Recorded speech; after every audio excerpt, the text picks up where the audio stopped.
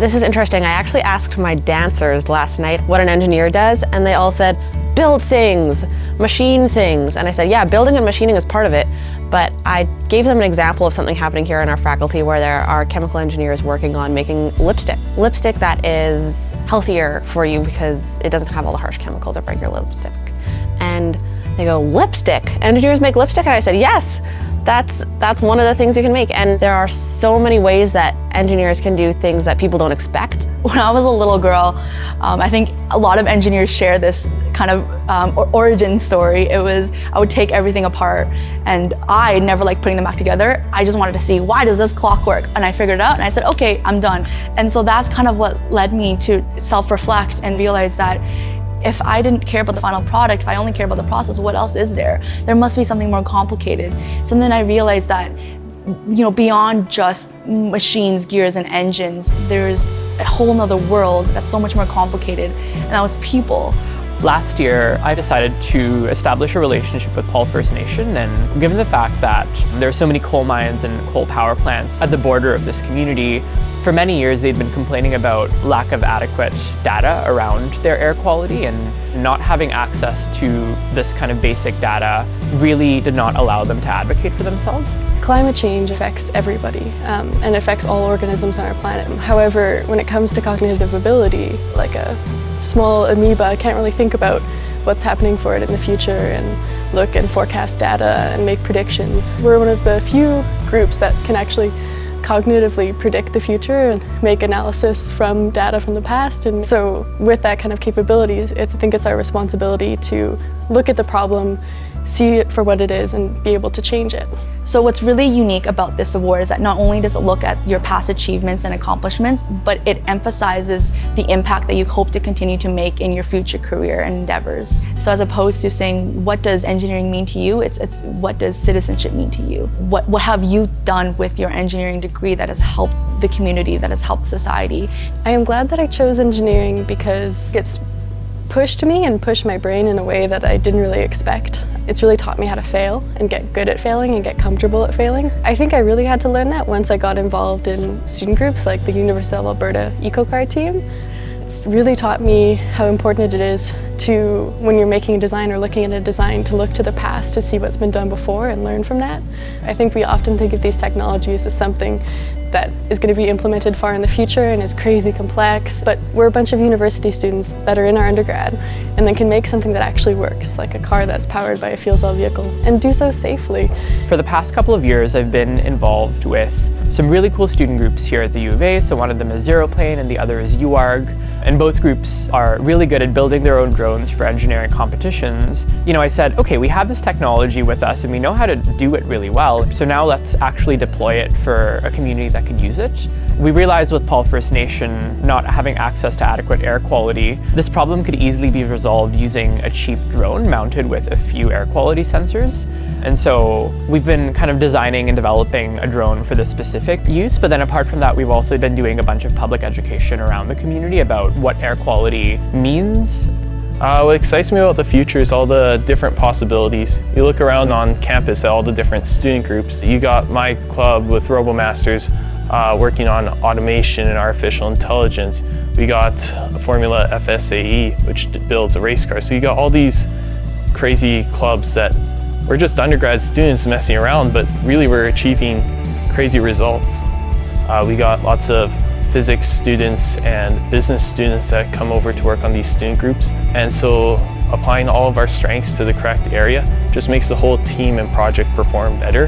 And we've even had business students who surprise you with a crazy design idea that catch all the engineers off guard and make them question themselves. So I became involved with an entrepreneurship club called Enactus, and then through Enactus I'm now more involved with one of their social enterprise projects called Hempact. So Hempact uses hemp, which is considered agricultural waste, to create feminine hygiene products. So it's really leveraging waste to reduce waste. Hempact is really interesting because it focuses on a very specific and rather taboo subject. I think it's crazy to think that there are women in India and Africa to think about the little girls who they don't go to school because they're on their period. When I was in kind of end of high school. I was a really bad environmentalist. I cared a lot about climate change and I was quite concerned, but I was really bad at talking about it and everything seemed desperate. And I thought a lot about it and how I could be better. So the Green Medium was a project started with myself and another friend, and we're trying to challenge youth to write about the environment, anything that interests them.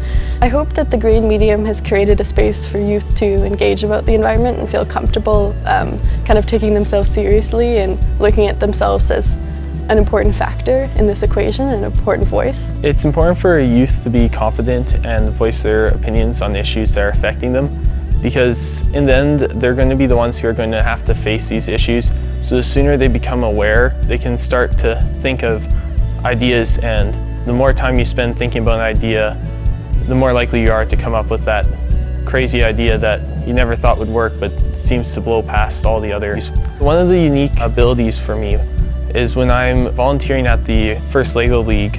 I like being inspired by their creativity.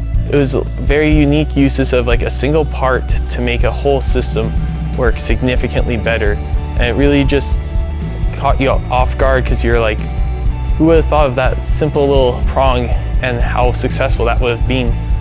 My purpose is to try to think about who I'm helping.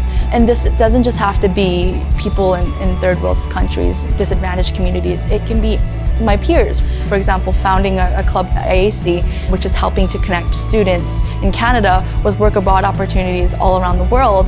If I can send a student to Germany, and then they can motivate another student to work in China, and then they can motivate someone else, I think that's going to be the international and global impact of the work that I've done.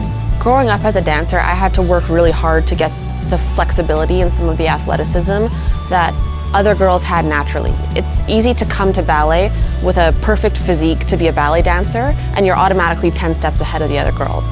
So as somebody who had to work really hard to get to the same point as some girls naturally had, I learned that if you are receptive to feedback and you are really passionate about it and you work for it, you can attain it.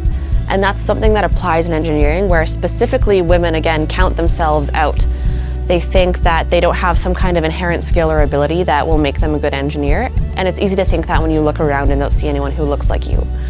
One of the proudest moments for me as a dance teacher was when my girls went on stage for their very first competition this past spring.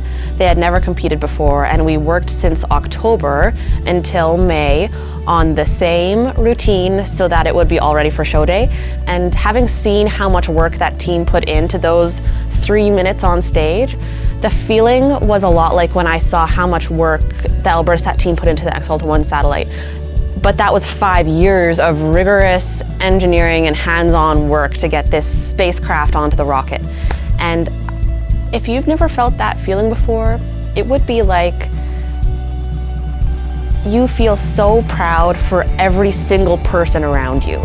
You're just so proud of everybody who's in the room with you because you saw how hard they worked, and you totally forget about all the work that you put in, and all of that goes away, and you just immediately are so glad to be with the rest of your teammates who made this moment possible.